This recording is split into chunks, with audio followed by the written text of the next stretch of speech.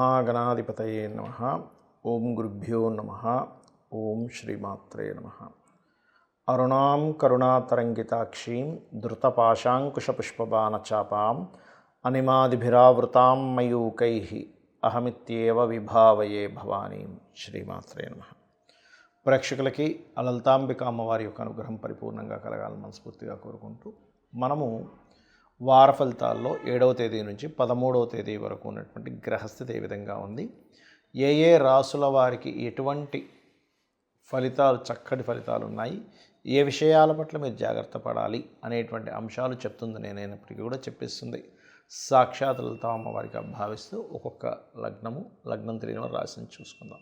మిథున లగ్నము, మిథున రాశి. మిథునం వారికి ముఖ్యంగా మీ యొక్క రాశ్యాధిపతి లేదా లగ్నాధిపతి బుధుడు 3వ స్థానంలో ఉన్నాడు. 3 అంటే అగ్రిమెంట్స్, ఎవరితోనో ఏదైనా మాట మంతి, షార్ట్ జర్నీస్, ఈ యొక్క అంశాల్లో చాలా జాగ్రత్తగా ఉండాలి. 2లో శుక్రుడు ఉన్నాడు. ఇది ముఖ్యంగా విదేశీ ధనయోగానికి ఒక పాజిటివ్ ఫలితం ఇస్తుంది. అందులో ముఖ్యంగా 13వ తేదీ ఎప్పుడైతే చంద్రుడు 12వ స్థానంలోకి వస్తున్నాడో విదేశీ ధనము, ఇంపోర్ట్ ఎక్స్పోర్ట్ మూలంగా ధనం సంపాదించడానికి ఒక బీజం పడుతుంది అక్కడ. అలాగే మీకు 9వ స్థానంలో గ్రహణం పడుతున్నందుకు ఈ గ్రహణ సమయంలో, ఈ గ్రహణం నుంచి ఒక 40 రోజుల పాటు మీరు పెద్ద మొత్తంలో ఎవరికైనా మనీ పంపించేటువంటి అంశాలలోని, అలాగే తండ్రి గారి ఆరోగ్య విషయంలోని, లాంగ్ జర్నీస్ మీరు ప్రయాణం చేసేటప్పుడు మనీ ఏదైనా క్యారీ చేసేటువంటి విషయాల్లో మిథునం వారు చాలా చాలా చాలా కేర్గా ఉండాలి. గుర్తుపెట్టుకోండి. కొద్దిగా ఈ వేడి చేయడము, బాడీ పెయిన్స్ రావడం, ఇటువంటివి కొంచెం హెల్త్ రిలేటెడ్ ఇష్యూస్ కొన్ని ఉంటుంటాయి మిథునం వారికి. కాకపోతే కందులు ఇవ్వడం ద్వారా చాలా మటుకు క్లియర్ అవుతుంది. మరియు 4వ స్థానంలో కుజుడు ఉన్నందుకు మీరు ఏదైనా ఒక ప్రాపర్టీ తీసుకునేటప్పుడు, లేదా ఒక కోర్స్ చేసేటప్పుడు, ప్రాపర్టీస్ మూలంగా, కోర్సెస్ మూలంగా కొంత స్ట్రెస్ కూడా ఉంటుంది. తల్లిగారితోని లేదా తల్లి తరపు వ్యక్తులతోని కొంత స్ట్రెస్ అనేటువంటిది మీకు ఉంటుంది. అలాగే మెడికల్ రంగాల్లో ఉండేటువంటి వారు, లేదా మెడికల్ ఆరోగ్యాన్ని సూచన ఇచ్చేటువంటి కొంతమంది ఉంటారు. అటువంటి వారికి చాలా మట్టుకు ఇక్కడ మీకు కొంత వెసులుబాటు కానివ్వండి, అలాగే కొంతవరకు మీకు రిలీఫ్ అనేటువంటి దాని ద్వారా కొంతవరకు ఫైనాన్షియల్ గ్రోత్ అనేటువంటిది కూడా బలంగా చూపిస్తుంది. అదేవిధంగా వివాహ నిర్ణయాలు, వివాహ సంబంధించిన విషయంలో ఇప్పుడున్నటువంటి గ్రహస్థితి కొంచెం స్ట్రైట్ ఫార్వర్డ్ నేచరు, డిపార్ట్మెంట్లో ఉండేవాళ్ళు ఇటువంటి సంబంధాలు వద్దనుకున్న మీ దగ్గరికి వస్తూ ఉంటాయి. మరి వివాహ సంబంధాలు ఈ వారం సెట్ చేసుకోవడానికి అనుకూలంగా ఉందా లేదంటే అంత అనుకూలంగా అయితే లేదు అనేటువంటిది చూపిస్తుంది. అలాగే మరొక విషయం ఏంటంటే ఇక్కడ గమనించినట్లయితే ఇక్కడ ఈ 8వ అధిపతి 10వ స్థానంలో వక్రించి ఉన్నందుకు ఒకటే గుర్తుపెట్టుకోండి, ఉద్యోగ సంబంధించిన విషయంలో అనేకమైన మార్పులు, దూర ప్రాంతాలకు వెళ్ళడం ద్వారా ఉద్యోగ అవకాశాలు రావడము అనేటువంటివి బలంగా చూపిస్తున్నాయి. అయితే ఇక్కడ ముఖ్యంగా ఇంపోర్ట్ ఎక్స్పోర్ట్ బిజినెస్ చేసేటువంటి వారికి 13, 14 తేదీలు చాలా అనుకూలంగా ఉందనేటువంటిది చూపిస్తుంది. ఇక మీరు నిత్యము చేయవలసినటువంటి దేవత ఆరాధన ఏమిటి అని చెప్పి చూసుకున్నట్లయితే, నిత్యము మీరు అమ్మవారి యొక్క ఆరాధన, లలితా సహస్రనామాలు, అందులో ముఖ్యంగా 3వ స్థానంలో ఈ గ్రహాలు ఉన్నందుకు ఓం కర్పూర వీటికామోద సమాకర్ష దిగంతరాయ నమః అని మంత్రం చేసుకోవడం అనే విధాల ఉత్తమం. చాలామంది నన్ను అడుగుతున్నటువంటి ప్రశ్న ఏమిటి అంటే, గ్రహణ సమయంలో మేము ఎటువంటి సాధన చేయాలి? ఇక్కడ ఏంటంటే మీరు పర్సనల్ చార్ట్ తీసుకోవాలి ఫస్ట్. ఎప్పుడు కూడా మీరు గ్రహణ సమయంలో ఏ సాధన చేయాలంటే మీ పర్సనల్ చార్ట్ జనరల్గా కొన్ని ఉంటాయి.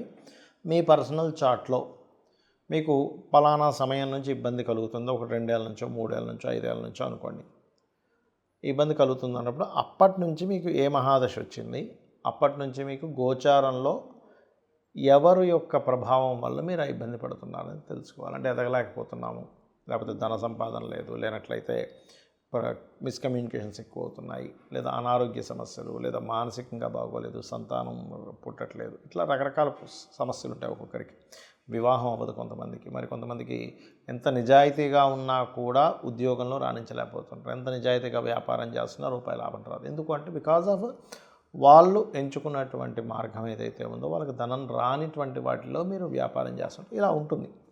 ఫస్ట్ ఆఫ్ ఆల్ మీరు అసలు మీ లగ్నం నుంచి పంచమ అధిపతి ఎవరో తెలుసుకోవాలి, లేదా పంచమంలో ఏ గ్రహం ఉందంటే, ఉదాహరణకి మేష లగ్నం అయిందనుకోండి, మేషానికి పంచమాధిపతి ఎవరు? సూర్యభగవానుడు. వృషభానికి బుధుడు, మిథునానికి శుక్రుడు, ఇలా వాళ్ళ యొక్క అధిష్టాన దేవతలు. అంటే ఉదాహరణకి మీకు సూర్యభగవానుడు అయ్యాడు, సూర్యుడికి యొక్క ఆరాధన చేయడం. ఇప్పుడు గోచారంలో ఉదాహరణకి ఇప్పుడు మేషం వారికి సూర్యుడుతో పాటు కేతువు బుధుడు కూడా ఉన్నారు. అంటే ఏంటి, వీళ్ళు ప్రస్తుతం గోచారంలో తగ్గించే వాళ్ళు అవుతారు మీ యొక్క స్ట్రెస్ని, పూర్వజన్మ కర్మని. ఎట్ ది సేమ్ టైం మీకు జనరల్గా కూడా మేషం వారికి సూర్యభగవానుడు ఆరాధన, సూర్య నమస్కారాలు, సూర్యుడికి సంబంధించిన ఏదైనా ఆదిత్య హృదయ పఠనం చేయడం ఆ యొక్క గ్రహణ సమయంలో చేయొచ్చు. ఇక రెండవది వృషభం వాళ్ళు ఉన్నారనుకోండి, వాళ్ళు ఎక్కువగా బుధుడికి సంబంధించిన అంటే విష్ణు ఆరాధన చేయడం, ఓం నమో నారాయణాయ.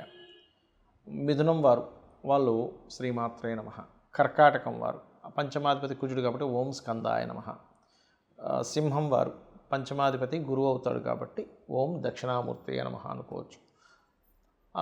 అలాగే కన్యవారికి పంచమాధిపతి శని అవుతాడు కాబట్టి ఓం నమో వెంకటేశాయ. తులవారు ఓం దుర్గాయ నమః లేదా ఓం చండికాదేవి అయి నమః అనుకోవచ్చు. వృశ్చికం వారు ఓం కాలభైరవాయ నమః, లేదా ఎందుకంటే పంచమంలో ప్రజెంట్ శని ఉన్నాడు, అదేవిధంగా పంచమాధిపతి గురువు కాబట్టి ఓం దత్తాత్రేయాయ నమః అని కూడా అనుకోవచ్చు. ధనస్సు వారు ఓం నారసింహస్వామి అయి నమః, నారసింహాయ నమః అనుకోవచ్చు. అలాగే మీరు మకరం వారు కనుక చూసుకున్నట్లయితే మకరం వారికి పంచమాధిపతి శుక్రుడు అవుతాడు కాబట్టి, పంచమ స్థానము పంచమాధిపతి శుక్రుడు అవుతున్నాడు కాబట్టి లలిత అమ్మవారి స్తోత్రం చేసుకోవచ్చు, శ్రీమాత్రే నమః అనుకోవచ్చు. కుంభం వారు విష్ణు సహస్రనామాలు, మీనం వారు రాజరాజేశ్వరి అమ్మవారి అష్టోత్తరం ఓం రాజరాజేశ్వరి స్వామి నమః అని కూడా, రాజరాజేశ్వరి మాతాయ నమః అని కూడా అనుకోవచ్చు. అయితే ఇక్కడ నేను అనేది ఏంటంటే, ఫస్ట్ మీకు ఇది బేసిక్ లెవెల్. మీ పర్సనల్ చార్ట్లో ఏదైనా పంచమంలో ఏదైనా గ్రహం ఉంటే దానికి సంబంధించిన మంత్ర సాధన చేయడం అన్ని విధాలా ఉత్తమము, గుర్తుపెట్టుకోండి. అలాగే మీకు ఏదైనా ఒక సమస్య వస్తున్నప్పుడు కూడా ఎంతసేపు ఏలినాడు శని వల్ల ఇలా అవుతుంది, లేకపోతే కాలసర్ప యోగం వల్ల ఇలా అవుతుంది, దోషం వల్ల ఇలా అవుతుంది అనేటువంటిది కాకుండా పర్టికులర్గా మీకు అసలు మహాదశ ఏం నడుస్తుంది, గోచారం ఏముంది, ఆ పర్టికులర్ అంశాలని క్లియర్ చేసుకోవాలి. ఇప్పుడు ఎలా అంటే గోచారం అనేటువంటిది సమంగా అందరికీ ఇచ్చేసేటువంటి ఒక రిజల్ట్. కాలంలో ఎంతవరకు ఈ రాశి వారికి సపోర్టివ్గా ఉందా, సపోర్టివ్గా లేదా అని చెప్పి కాల సంబంధమైనటువంటి విషయం గోచారం అనేటువంటిది.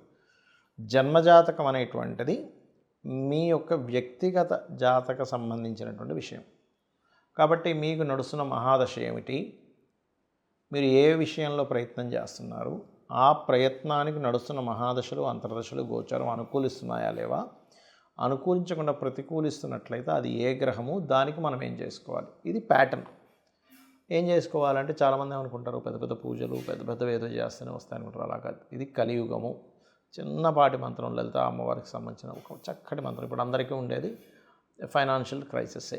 ఓం సంపత్కరీ సమారూఢ సింధుర వ్రజ సేవితాయే నమః, లేదా ఓం ధర్మాధ్యక్ష ధనాధ్యక్ష ధనధాన్య వివర్ధనియే నమః చేసుకోవచ్చు. చక్కగా పనిచేస్తుంది, అది ఎటువంటి సందేహం లేదు. కాకపోతే ఏంటంటే సంశయిస్తుంటాం, నిజమైన అసలు ఈ లలిత సహస్రనామాలు ఈ నామం చేస్తూ వస్తుందా లేదా.